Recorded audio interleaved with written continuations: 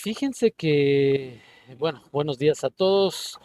1 de octubre del año 2021. Pues bueno, hoy es un tema que es algo que se venía viendo, que venía caminando. Es algo interesante porque a final de cuentas parece que la justicia es retroactiva y esto es algo que vengo diciendo desde hace más de 2 años. Hay historias tristes, hay historias de justicia que no se dan en nuestro país y parece que en este gobierno del presidente Andrés Manuel López Obrador se va a dar. Y les voy a explicar por qué. Está inmiscuido Calderón y Javier Lozano. Ese cuate que anda libre como, como el viento, señalando, tirando, pegándole por aquí o tratando de buscar solidaridad entre sus mismos compañeros y tratando de buscar impunidad también. Pero bueno, para todo esto, ¿qué les parece si comenzamos? Gracias.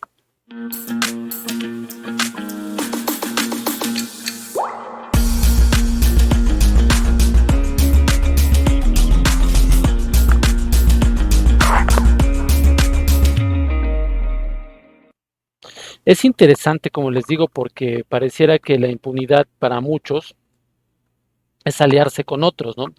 Y aquí, como les comento, y bueno, se los presento, pues bueno, en este reportaje, es algo que ha pasado desapercibido incluso por sus mismos medios de comunicación. De hecho, se ha ahorita manejado, y esto es información que vamos a dar, es en el tema de esta relación y cómo las implicaciones o el hecho de hacerle un daño a las personas en su imagen y buscar culpables en el exilio han hecho que tomen las peores decisiones como personas, ¿no? Y en el tema político, tanto el expresidente Felipe Calderón y Javier Lozano como el secretario del Trabajo, pues bueno, ¿qué les puedo decir? Es algo que la justicia retroactiva, y qué bueno que se está haciendo la justicia retroactiva, porque la impunidad, quizás en algunos temas ellos la esperaban por el tema de lo que es, pues, que el delito prescriba, ¿no? Y que ya no te puedan perseguir por ese delito, ¿no? Bueno, hay delitos graves, ¿no?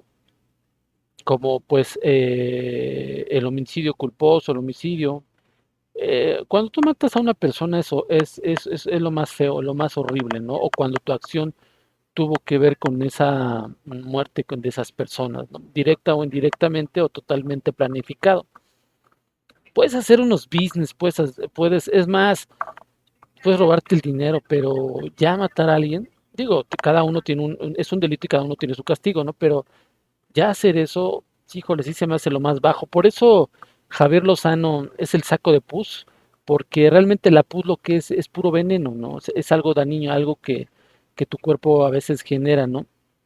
O a lo mejor también es por una infección, que puede tener una infección en el espíritu, en el alma, ¿no? Entonces, sí se me hace algo, pues, que se debería de analizar, ¿no? Y también que algunos servidores públicos se les pueda poner a disposición para tener una, eh, pues yo creo que hacerles estudios, porque hay unas personas que psicológicamente son inestables como para dirigir un país o tener un cargo público. Entonces quizás por ese lado sea la forma que se pueda empezar a manejar, ¿no? Pero bueno, vamos a ver lo que dice la nota. Este es, bueno, directamente de SM.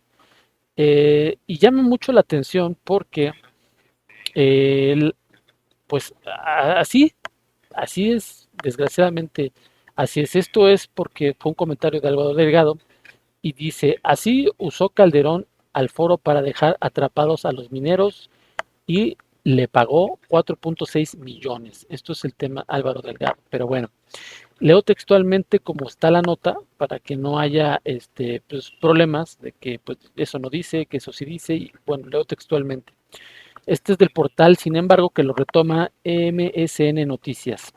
El 8 de octubre de 2007, el gobierno de Felipe Calderón envió al gobierno de Coahuila el dictamen de la Asociación Civil FCCIT actualmente bajo investigación judicial por los presuntos malos manejos del dinero público para cancelar toda acción de rescate de los 65 trabajadores atrapados desde el 19 de febrero del 2006. La Ciudad de México, el 30 de septiembre, sin embargo, el dictamen del Foro Consultivo Científico y Tecnológico, FCCIT, de Felipe Calderón, que Felipe Calderón usó con base para cancelar el rescate de los mineros atrapados en pasta de conchos y costó 4.6 millones de pesos. Evidencia también cómo personajes de este sexenio se ha reciclado en gobiernos hasta de Morena, como la secretaria de Gobernación de Miguel Ángel Barbosa.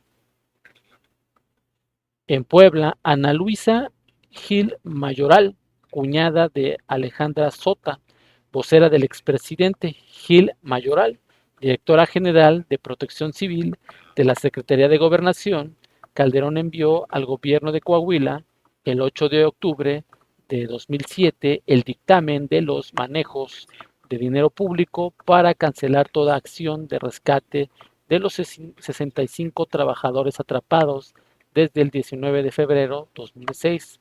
Ante el escenario del peligro prevaleciente, se recomienda no autorizar el ingreso a la mina a fin de no comprometer la integridad física de las personas que participen en los trabajos de recuperación, expresó Gil Mayoral al subsecretario de Protección Civil del estado de Coahuila, Sergio Alberto Robles, a quien anexó el dictamen del CFFIT según el oficio DGPC 0635-2007. Foro Lucial Gil, 3 días antes, el 5 de octubre de este año, Javier Lozano Alarcón, secretario del Trabajo de Calderón, también envió un dictamen del FCCIT a Humberto Moreira, gobernador de Coahuila, para anticipar que se suspendería el rescate de los mineros porque le recordó que la instrucción de la jefa era privilegiar las labores de rescate hasta donde técnicamente y humanamente sea posible. El saco de pus, Foro Lozano Moreira. Hasta el propio coordinador general de la FCCIT, José Luis Fernández Sayas, se dijo muy afortunado de haber sido invitado a participar en esa gran aventura crítica de elaborar el dictamen que sirvió al gobierno de Calderón para cancelar el rescate de los mineros, llevando conocimiento de la calidad a la sociedad mexicana para solucionar los grandes problemas nacionales.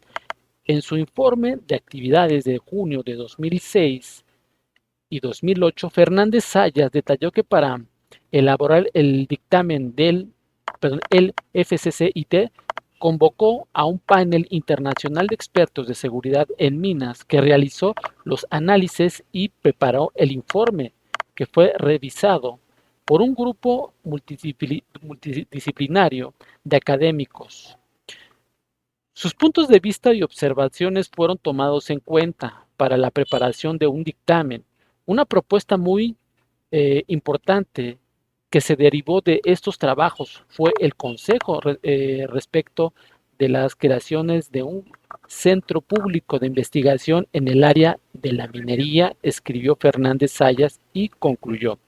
El proyecto posiciona a la ciencia y a la tecnología en un lugar relevante. Ya no puede aceptarse la creencia del pasado, en el sentido de que la minería era una actividad en la que necesariamente tenía que morir cientos de personas. Ahora se habla que ya de una nueva industria minera mejorada con la ciencia y tecnología y la educación.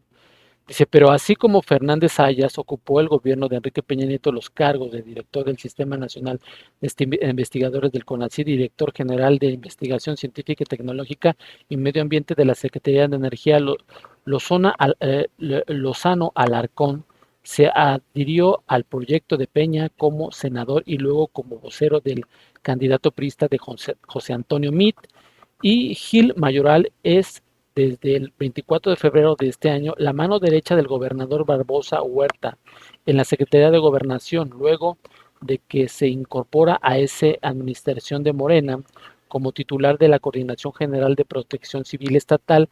Ana Lucía Gil Mayoral, de origen sonorense, es hermana de Benjamín Gil Mayoral, quien este mes de septiembre fue asignado Chief Administrator of la CEO del Instituto Nacional de Transparencia, Acceso a la Información, Protección de Datos Personales, y luego de su paso por el gobierno de Peña Nieto. En el noviembre de 2015, Benjamín Gil Mayoral fue designado titular de la Unidad Especializada de Ética y Protección de Conflictos de Interés de la Secretaría de Función Pública, cuando el titular era amigo Virgilio Andrade, quien exoneró a Peña Nieto por la compra de la Casa Blanca de Lomas de Chapultepec, y antes de ese cargo en el gobierno de Peña Nieto, Gil Mayoral fue asesor de Ernesto Cordero cuando era coordinador de la bancada del Partido Acción Nacional en el Senado en el gobierno de Calderón.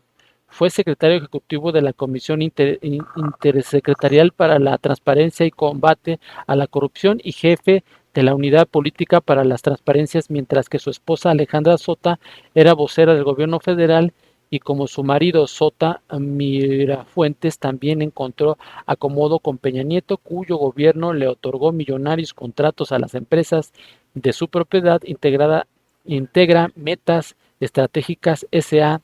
de CB.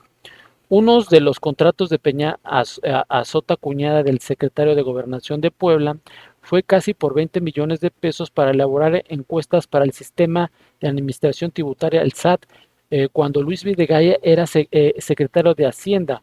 Otro fue de 2.757.488 pesos por pesos de pronósticos deportivos en 2016, y otro de 324.800 de Sol cuando el titular era Made, y uno de los más del Instituto Mexicano del Seguro Social de casi 400.000 pesos. Como consultora, Sota Mirafuentes trabajó en las campañas electorales de 2021 con Lía Limón. Aquí ya salió el peine.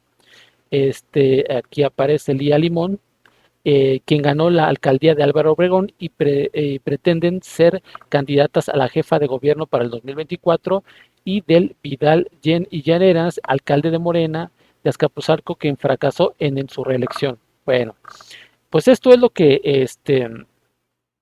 ha estado, y si se dan cuenta aparecen muchos nombres, y aparecen muchos nombres, ¿por qué? Porque hay mucho involucramiento, ¿no? En este tema quiero resaltar que hay muchas personas muy clavadas en este business, ¿no? Y yo creo que es interesante que el saco de pus y varios están interconectados en estos temas.